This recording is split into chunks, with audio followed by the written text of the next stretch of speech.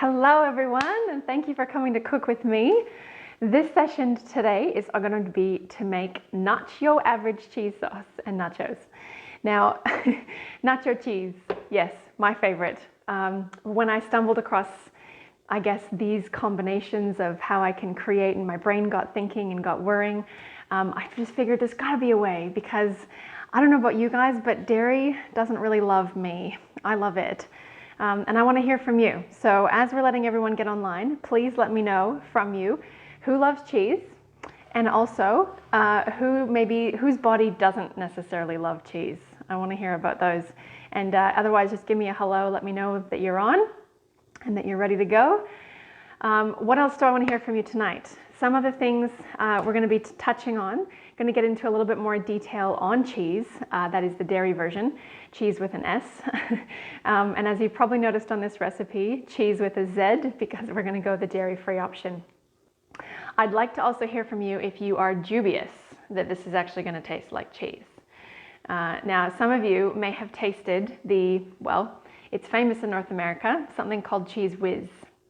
And there's also something called zesty cheese that comes in a little jar, kind of like a salsa jar.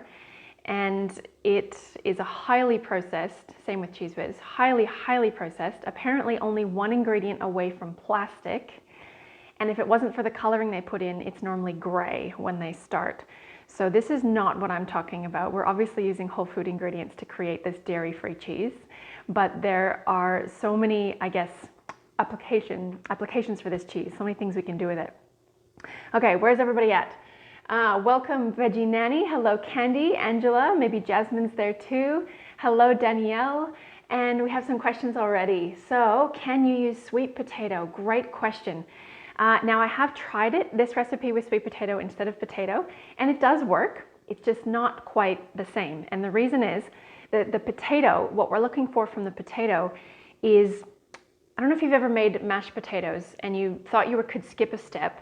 Instead of hand mashing them, you decided to put them in a blender or a food processor, and then you ended up with string, so mash string. That's actually what we're trying to look to the potatoes to achieve in this Not-Cho cheese sauce. So we actually want a little bit of that potato in order to create that kind of sticky, gooey cheese effect that actually is going to happen with this cheese. So to answer your question, I have done it with sweet potato. It didn't have that same effect or that same mouthfeel. But if you're not too picky, then you could get away with doing sweet potato instead of potato. Just know that it will be a different result. I did have a lot of a play. Those of you that are used to working with me in other areas know that one of the things that's my most favorite to use are my proprietary, or I guess you could say the things that I've created, what I call formulas. And those formulas actually give you a whole bunch of different options for a recipe within the same page. Now, this is one recipe that I struggle to make a formula with, and it's probably because I have such a specific taste in my head, probably trying to mimic, I guess you could say the processed versions that were a hit in my childhood, trying to mimic those flavors. Instead, we definitely need to, I've found that this is a bit of a picky recipe. It needs to kind of be the way I've outlined here, but everyone's tastes are different. Okay, so without further ado, would love again to get your guys' feedback here throughout today. One thing I do want to remind you of is that this is not luxury cooking, as in, I want this to be something that can become your easy day-to-day. I want this to help you develop skills that you can use and benefit from literally every single day. Even if you pick up only one little gem of something that I do that's seemingly completely unrelated to the nachos itself or to the cheese itself, that is valuable now for the rest of your days in the kitchen. And that's ultimately what I'm trying to achieve here. So the more you can interact with me and let me know if something's not clear, or if you just have a question but you feel like it's a silly question and you don't want to be seen asking it, please do. Please put it up there, because I promise you somebody else is thinking the same thing. So I do encourage that. I really want to make this something that is beneficially interactive for you and I, so that you get the most benefit out of it. Okay, yes. So please do interact. No, there's no such thing as a stupid question. If I don't happen to see it, I apologize, but I'll do my best here to get through the questions. Okay, so what we got to do first, we're going to get the potato, the carrot, and the garlic boiling. so that that can be happening while we get the rest of the cheese sauce ingredients ready. And then we're going to cut up all the toppings that are going to go in the nachos so that we can get the nachos pretty much ready to go in the oven except for the cheese sauce, finish blending our cheese sauce, and then pop it in for dinner. It's really nice when the cheese sauce starts out fairly hot. So that's the order we're going to do it in.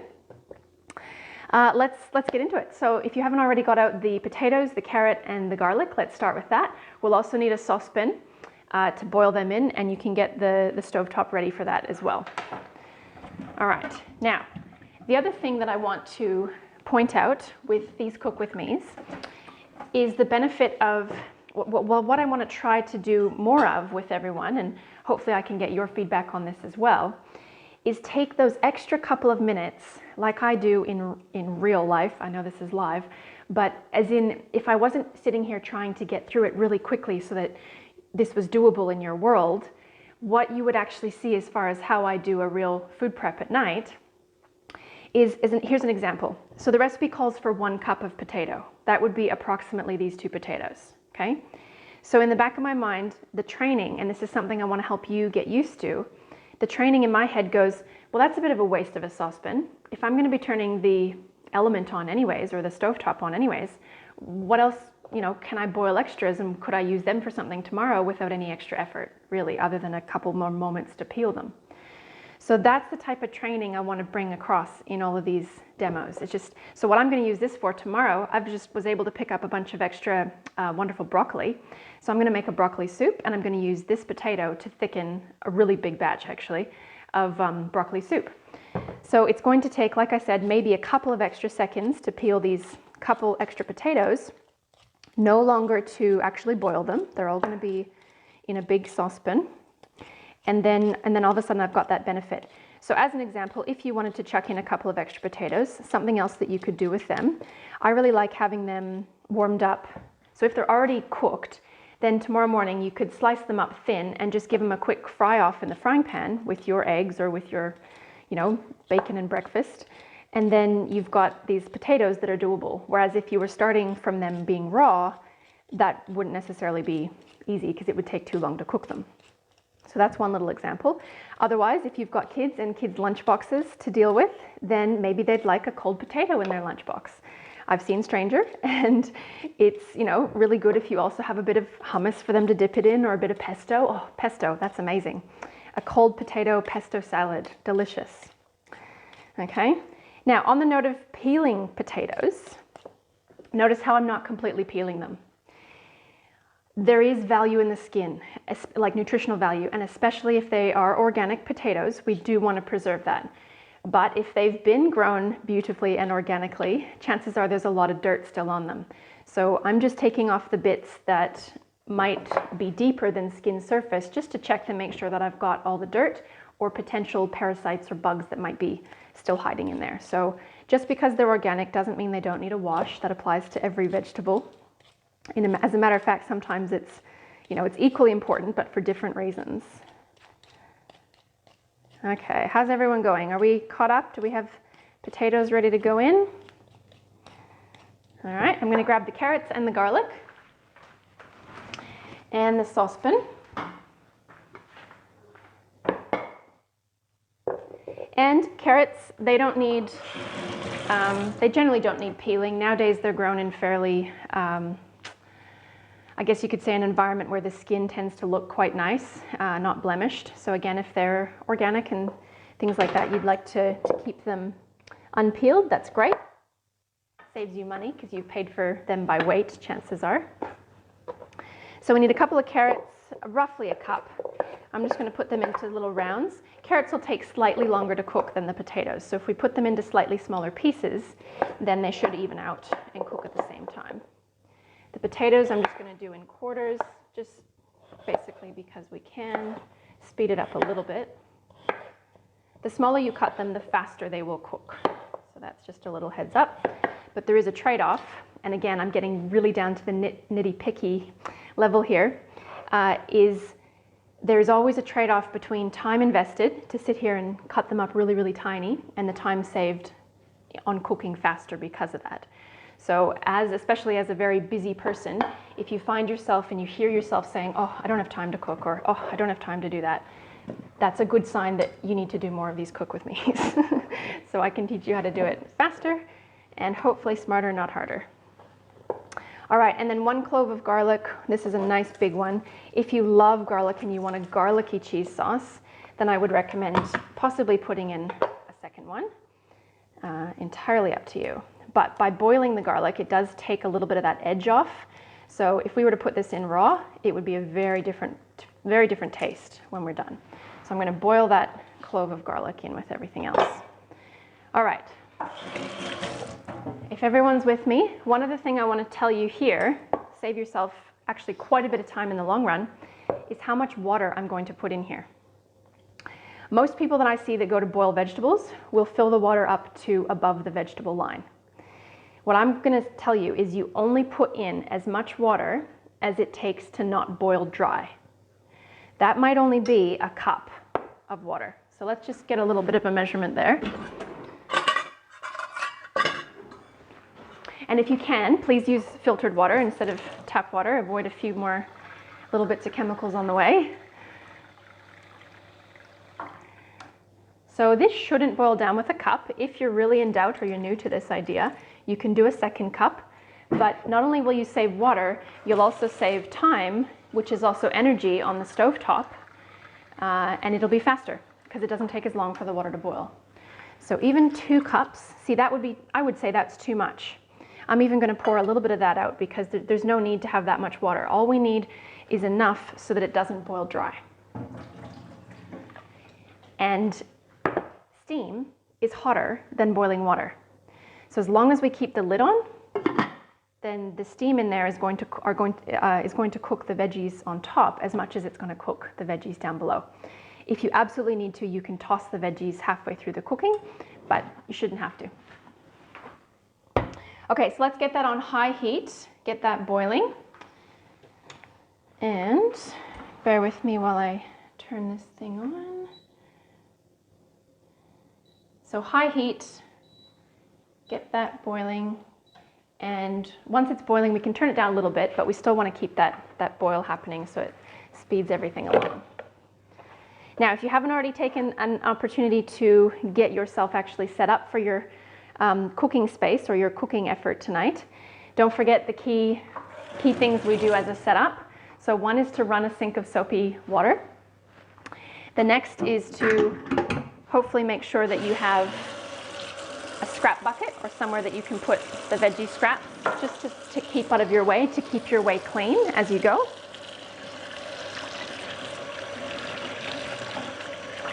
There we go. And because I've already washed all my veggies, I don't need to run a separate bowl with vinegar in it to wash the veggies, but if that hasn't been done for you yet, then a little bit of vinegar in the water.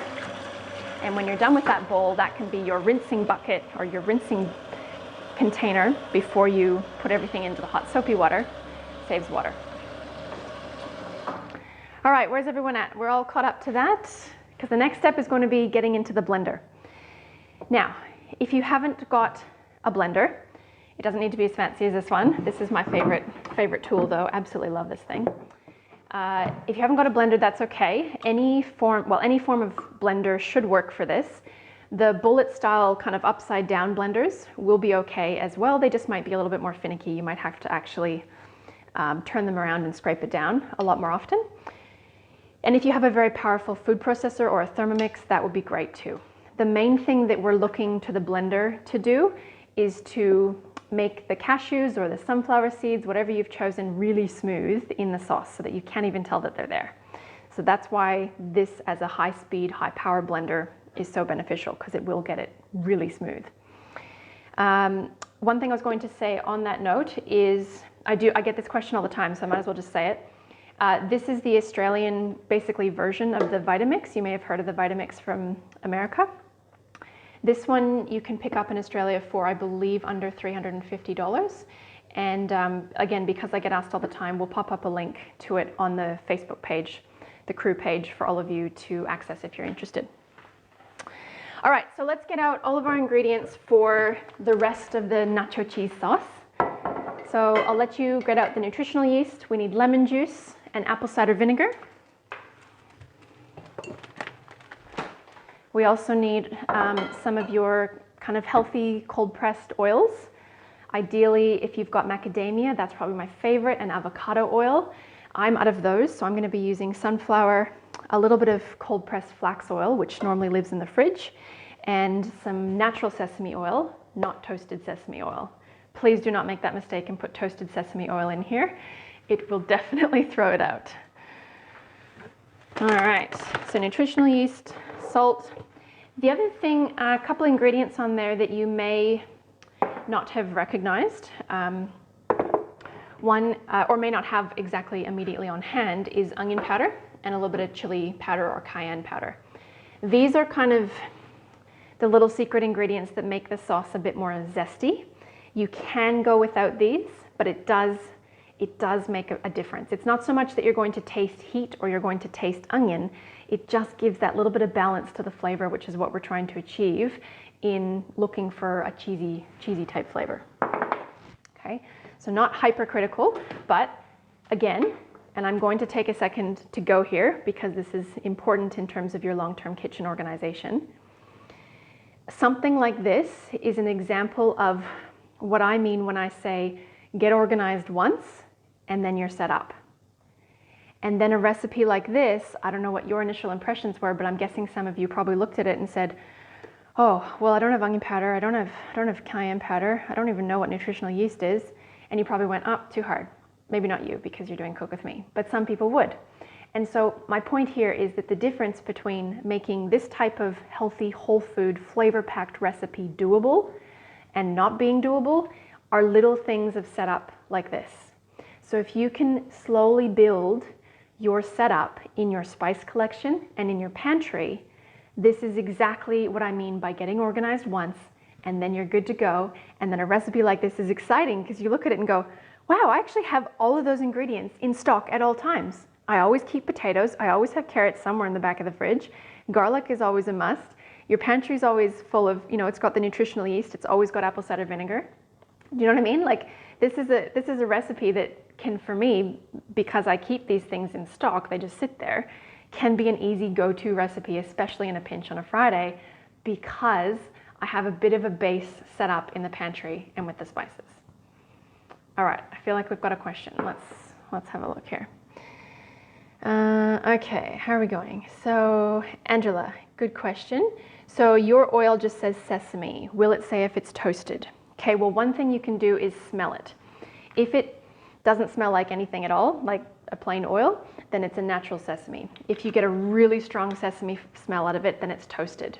Your next test is to pour a little bit out so you can see the color of it. If it looks like a normal oil, it's natural. If it's got a dark brown color to it, then it's toasted. So that's two little ways to check your sesame oil before you ruin your dish. Great question. Okay, if you've got that boiling away, we can turn it down to maybe 6 or kind of just above middle and just let that continue going. It's not even an issue. We don't really have to set a timer for it either because if it overboils, that's fine. We're going to be blending it up anyways. Ideally then, lots of little gems tonight. While I think of it, there will be vitamin loss from those vegetables to some extent that's going to go into that liquid. Because you're only using a little bit of water instead of a whole pot full of water, you could actually save that liquid in a jar in the fridge, and the next time you make a soup, add that instead of plain water or instead of stock, and then you get that extra benefit of the vitamins not being lost to the water because it's going into you in the liquid form. Just a little tip. I know it's one extra step, but hopefully that helps. All right, let's put the rest of the ingredients into the blender in preparation for when those are done cooking. So as you can see, next ingredient after the garlic is 1/3 cup of nutritional yeast. Now, for those of you that are still a bit unfamiliar with nutritional yeast, this is dead yeast, as in we're not in threat. If anyone has a slight gut imbalance or a candida concern, you're not in threat with this one because it's dead, it's inactive. It's not like the yeast, in breads or beers or things like that. Okay, so 1/3 cup of the nutritional yeast. We're going to do 2 teaspoons of lemon. And most of you know that I'm fairly flexible when it comes to most recipes, as in I won't even measure often. But just so that just the first time that you taste this recipe, I want it to be as cheesy, as I guess accurate as possible. So if you can do a little bit of a measure, that would be great. We can always add more lemon after if that suits your palate better. Then we need the 1 teaspoon of the apple cider vinegar. Now you're probably saying, why are you adding 2 different acids and is it necessary? Do I need the vinegar? Do I need the lemon? Well, we're trying to create something here kind of out of thin air. We're trying to create the be-all, loved by the entire world, one of the most addictive foods known to mankind without using its very substance of dairy. So to answer your question, I've tried this recipe in a bazillion different ways and I have failed at it many times so that you don't have to. It does need the vinegar. If you haven't got apple cider vinegar, you could probably get away with maybe a coconut vinegar or a kombucha vinegar, or if you have a naturally brewed white vinegar. I definitely do not go balsamic, and maybe you could get away with a red wine or a white wine vinegar, but I can't guarantee that. I haven't tested those ones. So 1 teaspoon, it is an important ingredient. A little bit of magic chemistry happening there, who knows. Next up, 1 teaspoon of salt. Hopefully you're using Celtic or Himalayan, or Murray River, some other good ones. And then we want to remember our onion powder. Now, 1/4 teaspoon may seem insignificant. Again, trust me on this one. If you haven't got it, that's okay. You can taste it without it. And if you feel that when you go to taste the nacho cheese sauce on its own, if you feel that it's just not quite as cheesy as you would like or as good as you'd like, then that could possibly be why. Chili powder. Only you will know how hot your chili powder is or how hot you actually want the end result to taste. So I'm going to start off with this amount of chili powder, and I'm actually using a Kashmiri chili powder, just to get technical.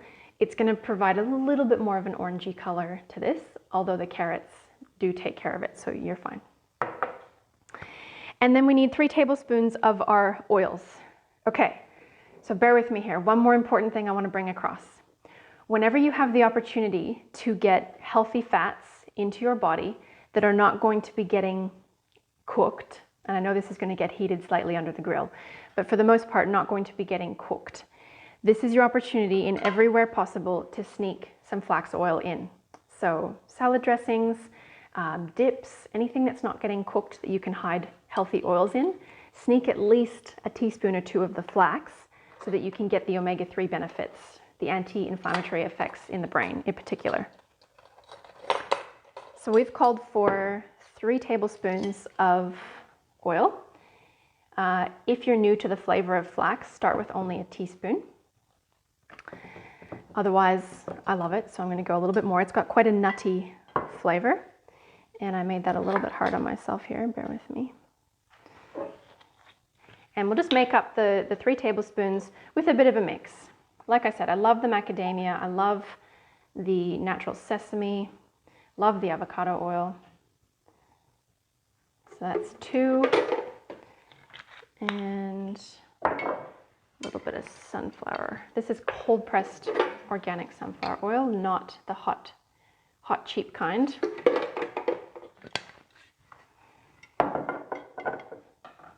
There we are. Okay, that's those ingredients. Now, hopefully you've remembered to soak either the cashews or the sunflower seeds and sesame seeds. If not, and you're just kind of freaking out right now, that's okay. Just boil the kettle, pour a bit of boiling water over it, and let it sit for another 5 to 10 minutes if you can, and then we'll drain them and then use them. So you have time, that's okay.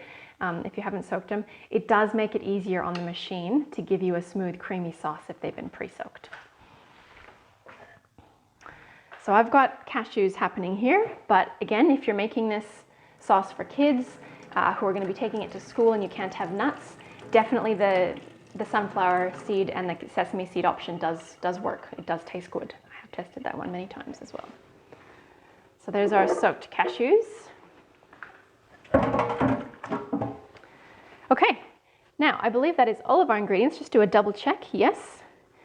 So what we're going to do is leave this to the side until we get our carrot, potato, and garlic to go in there, and then we're gonna make our cheese with that. So, switching now to nachos. How is everyone going? Is everyone keeping up? Do we have any questions? Oh, Angela, did you get toasted sesame oil? Glad you asked. Yes, thank you very much. All right, I'm just going to put these aside while we get out the ingredients for the nacho toppings, and then we're pretty much ready to assemble that. It's going to be quick and easy.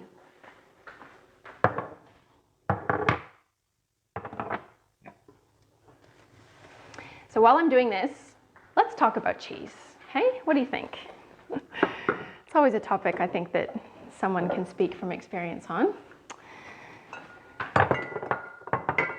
How many of you have been to France? Have you ever tasted the cheese in France? Have you ever seen the number of aisles in the supermarket that cheese takes up in France? It will be part of their culture, I think, forevermore. And I was very fortunate when I was 17 to get to spend 3 months on an exchange program living in France. Unfortunately, I put on 34 pounds, which is about 20 odd kilos while I was there in 3 months. And thankfully I lost it after, but I put it down to a lot of indulgence in cheese, late night dinners, and lots of baguettes before I knew that I was a celiac, by the way, so that obviously wasn't helping. So anyways, cheese. Okay. Signs of cheese intolerance in the body, as in why are we even bothering to go for a dairy-free cheese sauce? Why am I asking you to, if you have kids, make this version of cheese sauce just as normal for them or even more normal for them than the dairy version of cheese? Okay, that's a big topic. I'm going to cover that in a lot more detail another day. For the most part, if I had to summarize it in a quick little minute, cheese is very addictive, they have found. Almost as addictive as sugar in some ways. So what the addictive component of cheese is called casein. Casein, when it breaks down in the body in the digestive system, forms casomorphins. Now, casomorphins go into the brain and they get absorbed by opiate receptors in the brain. Opiate, have you heard of opium? You know how that kind of works as far as the addiction? So opiate receptors in the brain are in charge of pain sensors, they're in charge of addiction, and they're in charge of reward. So funny enough, the same sensor in the brain is in charge of both pain, reward, and addiction. And so cheese literally is creating an addiction in the brain, and that's why it's so hard. It's normally the last thing people can give up when they give up dairy, is because it's such, I guess, an addictive substance. And it's happening in your brain. It's not just that you're weak or that you have poor discipline, it's actually happening on a cellular level. So casein forms casomorphins, gets absorbed by the opiate receptors in the brain, we get addicted, then what? Why does it matter? There is actually 10 times more casein in cheese than there is in milk, because the milk gets concentrated to form the cheese, and it's about 1:10, which is why cheese is more addictive than milk. But what's more important, I guess, are the side effects or the symptoms. And if you've been having cheese in your diet every single day or at least every couple of days for most of your life, you may not know what it feels like or what the body does without it. So until you take it out of your diet for a while, can you really assess what it was doing to you? For most people, cheese will be very constipating. So if you're not going to the toilet well and you can't seem to put a finger on it, the cheese could be part of it. The cheese can also be causing, for some people, just inflammation response in the body. Some people get that in the form of pain, could be low back pain, can be joint pain. Some people get it in the form of kind of a mucus buildup or constantly having to clear your throat, or in the morning when you wake up having to kind of clear the passages in a very unpleasant way, sounds and things. There's a lot of different manifestations, but for most people that's why they're trying the idea of cutting out dairy from their diet. So whether you're cutting it out completely or not, you have this as an option now that you can use. And there's so many things that you can use it on. So what I'd like to hear from you about is, what would you put cheese sauce on? Let's just say that this is going to taste like cheese sauce and it's not going to let you down. And you put your dubious beliefs aside, what would you have cheese sauce on? I could probably list you about 20 things, but I want to hear from you. And on this note, when we talk about Mexican food, Mexican night, is it a common thing in your household? Is it something that, pretty much the whole family can agree on that they'll eat? And then my next question to you is, how can we do Mexican in a healthier way? So what I see most Mexican nights including is either coming out of a packet box that has, the taco kits that have the little sachet of salsa and the sachet of taco seasoning and the little wrapped taco shells. That's okay, I'm not judging you if you buy them. I'm just saying you can do better. You can do this with whole food ingredients, all right? So what would be a healthier version of Mexican night? Now, most kids would get excited if you let them have nachos, as in corn chips, like we're having here. But if that was just corn chips with melted cheese on it, there's not a lot of nutrition in there, not a lot of sustenance to keep them going. So if we add a whole bunch of toppings and we add the extra nutrition via this Not-Cho cheese sauce, then all of a sudden it's not such a bad alternative or a bad idea to have Mexican night with the kids once a week or once a fortnight. So that's one little idea. Now, if you are not having grains, so for example, if you don't want to have corn chips in your world, that's perfectly okay. There's plenty of other things you can put cheese sauce on or build your nachos on as a base. So think of the corn chips just as a canvas. You could create a canvas out of a whole pile of roasted veggies. That might be more of an adult alternative. You could do it over a bed of rice, so it would be eaten more with a spoon rather than obviously by your hands. You could even just buy a chip that is not made from grains. So now they make fava bean chips and they make other type of bean-based chips. So that's another option. What else could you do? You could get creative and have you ever seen those, I think they're called ranchero sizzles, like it's kind of a breakfast thing. It's served in a skillet, a hot skillet generally, and it's basically hash browns, like potato hash browns that they cover with Mexican Not-Cho toppings. That's a really common dish as well, so you could make that at home just using diced potatoes. So there's lots of things we could use instead of the chips, but for tonight, I love a little bit of corn chips every now and then, but I definitely make sure to buy organic when it comes to corn. You do not need to buy organic with everything if it's not in your budget, but corn is very important because corn is one of the most genetically modified ingredients in the world's crops. So that's fairly important to go organic with your corn chips. And if you feel like they're a little bit too expensive, you can always just make it go further by putting more toppings on. Spreading out the corn chips thinner on the baking tray and adding more toppings.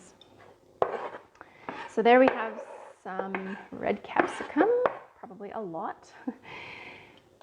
And another example, I wasn't really paying attention to how much I'm cutting up. I'm not going to put that much on my nachos, but that was a whole capsicum. So instead of taking the time to put half a capsicum back in the fridge and wrap it up and deal with it next time, chop the whole thing up.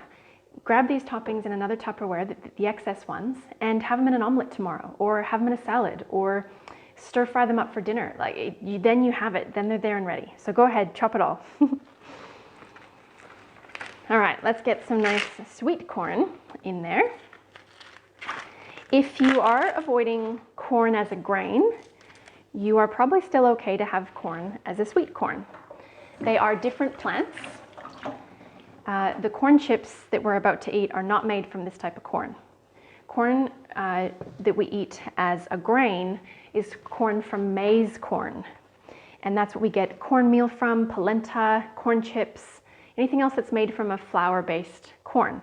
Whereas sweet corn is actually a different plant. It's a different species, variety. So you may be okay still with this version of corn. Hopefully that helps your world if you've been avoiding it prior to that. So I just like to strip the corn off of the cob. The first one is kind of the most tricky slice, but then you get something a little bit easier to hold on to. So I just try and get as close as I can to the cob so I don't waste any corn. You'll probably get more corn out of this than you would if you were to eat it off the cob. So we'll get a bit closer. This is why you need a big cutting board. So if you had a small cutting board and it was going all over the place, That's a form of stress, even if you don't really realize it in the moment. So nice big cutting board will catch all of our little corn spills. There we go. Okay, how about some red onion? Little trick with onions when you're cutting them, if they happen to have a really stubborn skin that just doesn't want to peel off, that layer is fine, but the next layer, oh, and then I got lucky. Anyways, little trick you can do is give it a good roll on the cutting board. And that'll loosen off, should do, any of those stubborn skins. Loosen the layer. Especially the ones that are really dry and crumbly.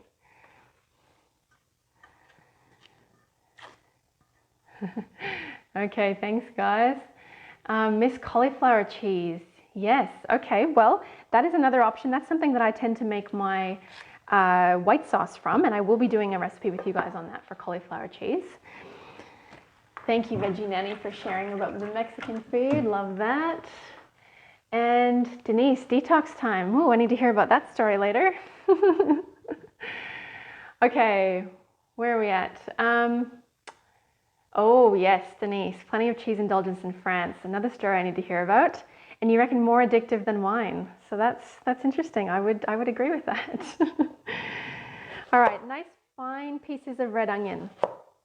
And basically because, I don't know about you, but I don't really like biting into my Not-Cho and just getting a huge hit of red onion.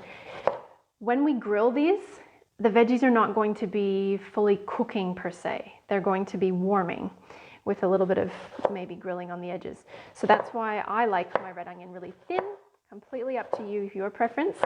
But the sharper your knife, and the more you pay a little bit of attention to that, the easier it is to kind of get paper thin onions. When you get too close to the end and it's kind of moving around on you, flatten the surface, and then we go again there. Flatten again.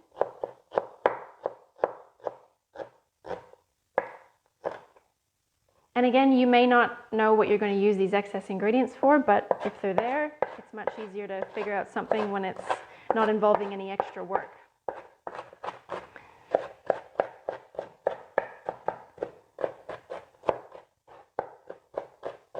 There we go. So some nice fine pieces of onion, just rock chopping through there.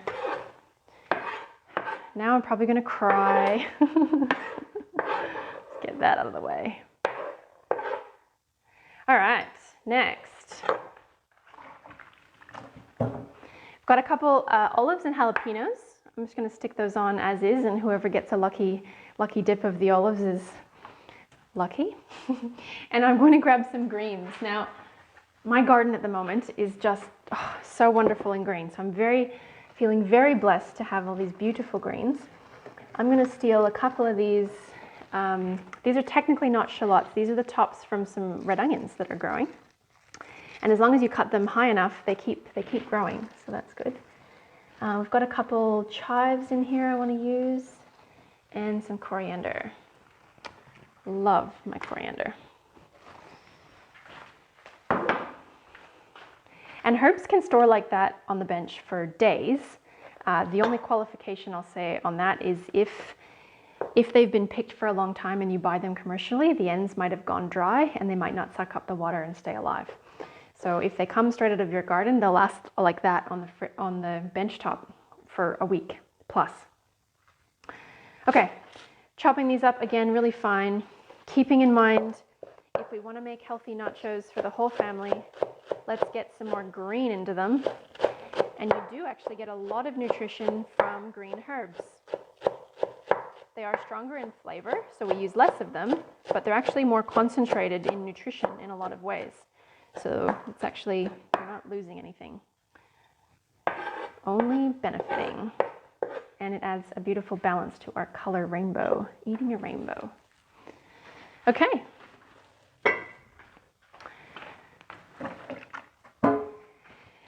Now, black beans or kidney beans, whatever you prefer, try not to skip this step. If the kids aren't really used to eating black beans or kidney beans yet, just start with a few of them. Remember that it takes 20 tries in order to develop a liking for a food. So we got to start somewhere. And I just just give them a little rinse.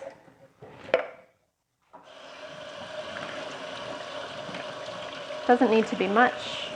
There's probably some hiding down the bottom of the tin too, so don't forget them.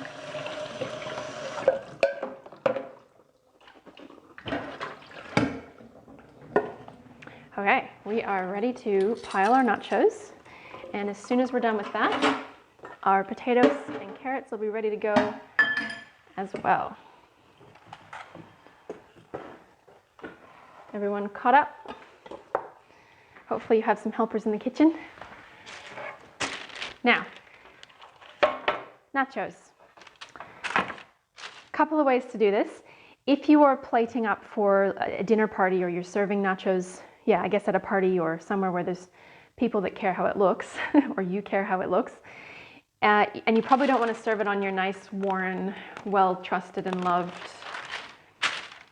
baking tray. You can always put a piece of baking paper down, and then we can transfer that onto a nicer serving platter after. Or, like I've said in the notes, you could saute, just to give a light saute to all these ingredients without grilling them. So in the frying pan, give them a saute, and just arrange the chips on the platter that you're serving it on, put the sauteed toppings on top, and then just for a couple of seconds under the grill with the cheese sauce to give it that nice kind of grilled look on top of the cheese without hurting your serving platter. All right, chips.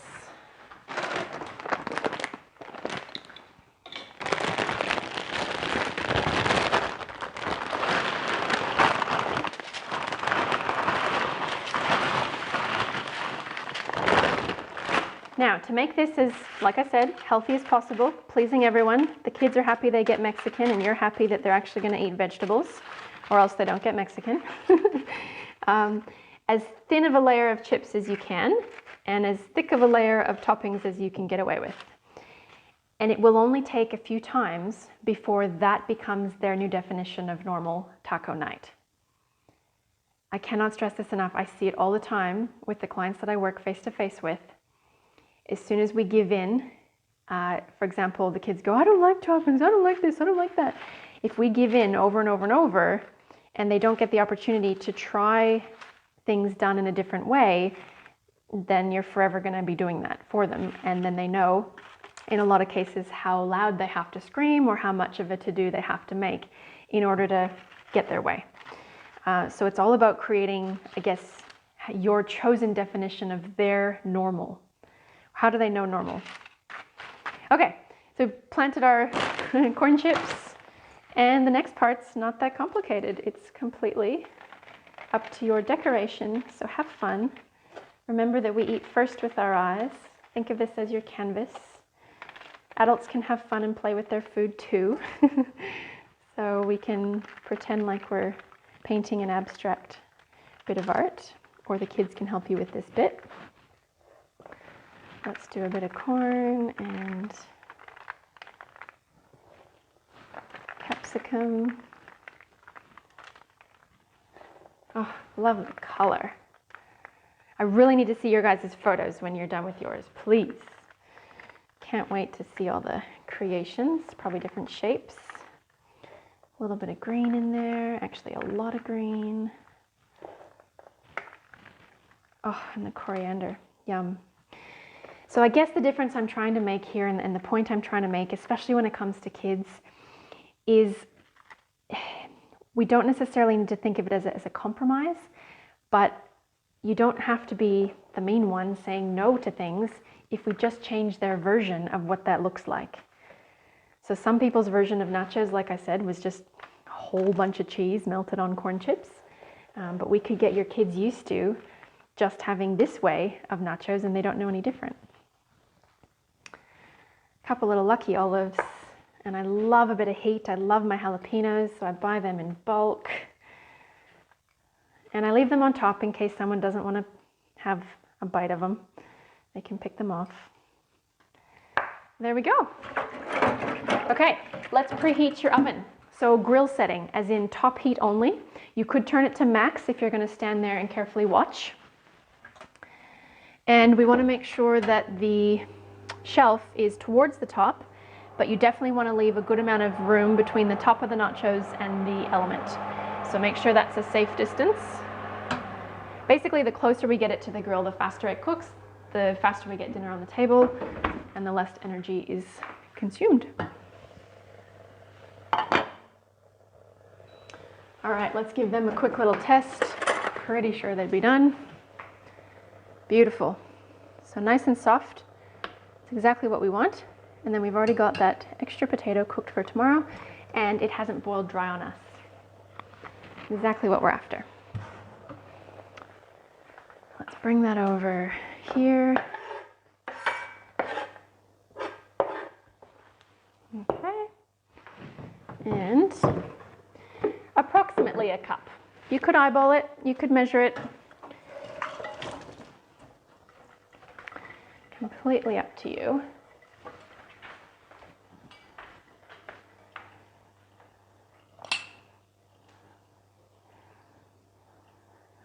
Oh, they're well, oh, it's beautiful. That's gonna work really good.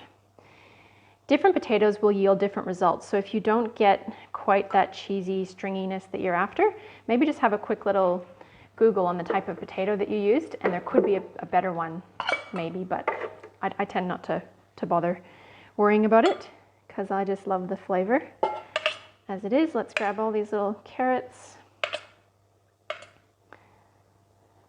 And don't forget that garlic clove. Go looking for that guy.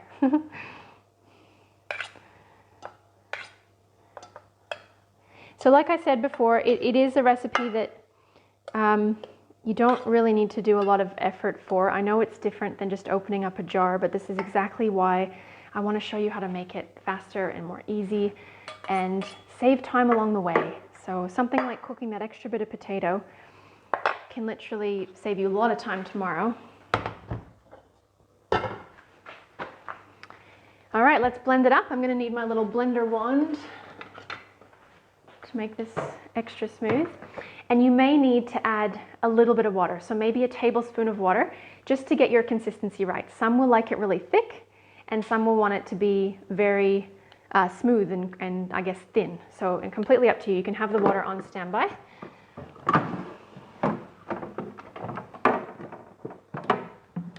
Here we go.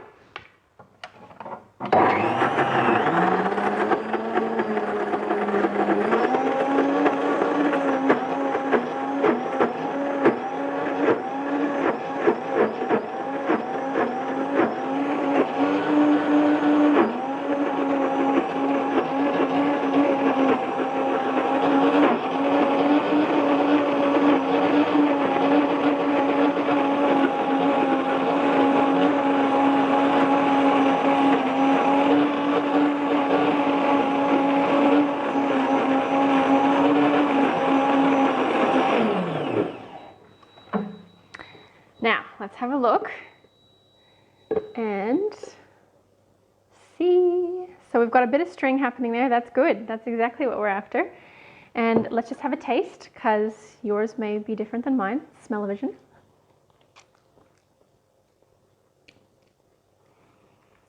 Yeah, I'm actually pretty happy with that.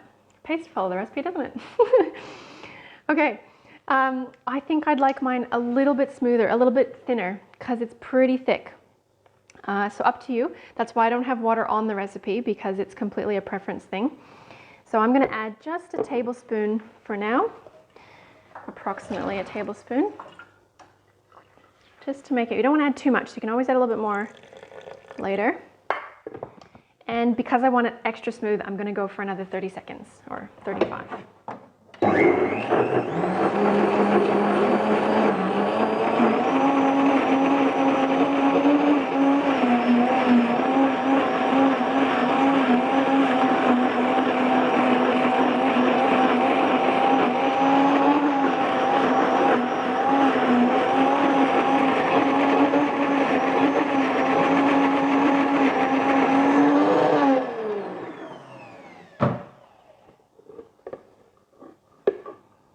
All right, now the magic part.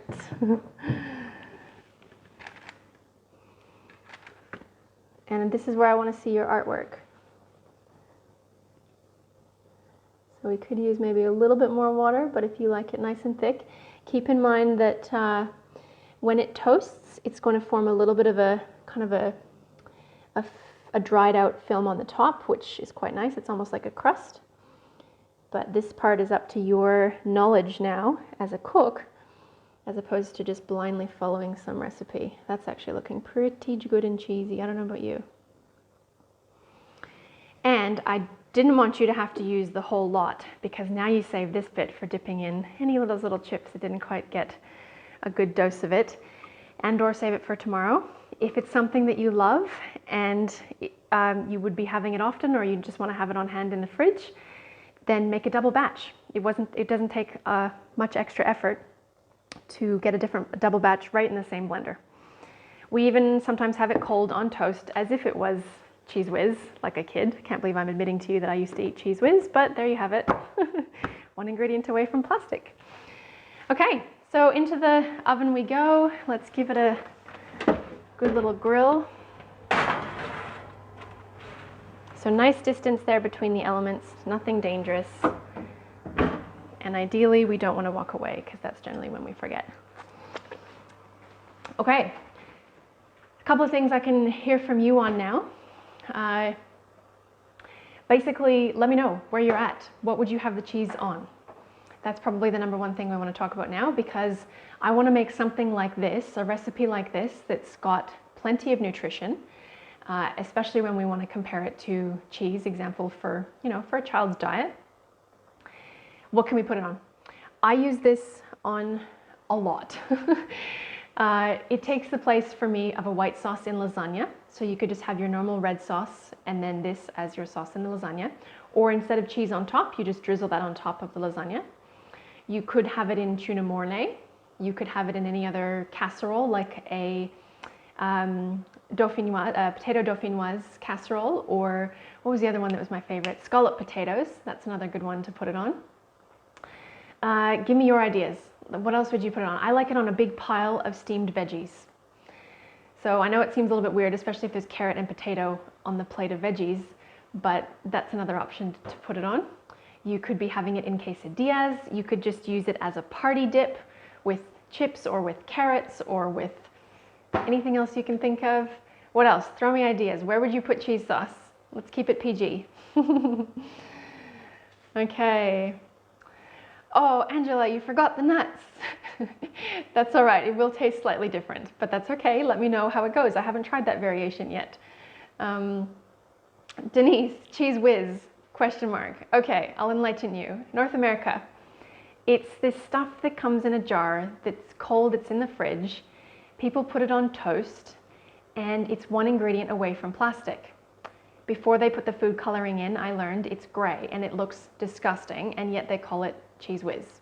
So there you have it. There's no real cheese in it. It's just chemicals and plastic, and it is a very popular seller, as a matter of fact, in North America, as it is like Vegemite here in Australia. So there you have it. It's kind of North America's Vegemite. What else can we say? Dea said with celery. Good idea, Dea. That's such a good idea. That would be delicious on celery. I can't believe I haven't done that yet, or maybe I have. And for those of you that are having a dinner party, or friends over, you have to bring a dish for, bring this, and I'd be interested to hear the comments that you get back. I had one person tell me that he called it the heroin cheese, or crack cheese, because he just couldn't stop going back for more. So, and he was very much a dairy enthusiast, so that was pretty exciting. Let's check on these guys. I like a little bit more brown on the cheese, so just a couple more seconds. What else? Now, like I said, I've had it cold. We've had it hot on nachos. You could just have it, if the kids wanted it as mac and cheese, hopefully you could do a gluten-free pasta, this as your cheese sauce, and then maybe you could add in some broccoli if they like broccoli, to make a mac and cheese with something vegetable, more vegetables. That's probably one of my favorites. And you could even put it on pizza. So tons. Pretty much wherever you'd put cheese normally, you could think of having this sauce ready on hand. If you have an extra bit in the fridge, just put it in a saucepan to warm it up slowly, and then you'll have, I guess, the nice warm, gooey cheese sauce after that. Oh, smelling good. Perfect. There we have it. Don't forget to turn your oven off. Look at that. It even grills like cheese. I was so excited when I discovered that. So anyways, we have our nachos, and I'm just going to pull out the quick little salsa that I made earlier. For that, have it with a little bit of salsa and guacamole. And these two recipes, I'm going to show you another day on Cook With Me. So a little bit of guacamole, a little bit of salsa. Have those alongside. Let me know how you go. Please take photos. Tell me how the kids' reaction was. See if you can, if you pulled the wool over someone's eyes thinking that was cheese. I want to know about it. And otherwise, thank you very much for coming to Cook With Me tonight. Enjoy Mexican night.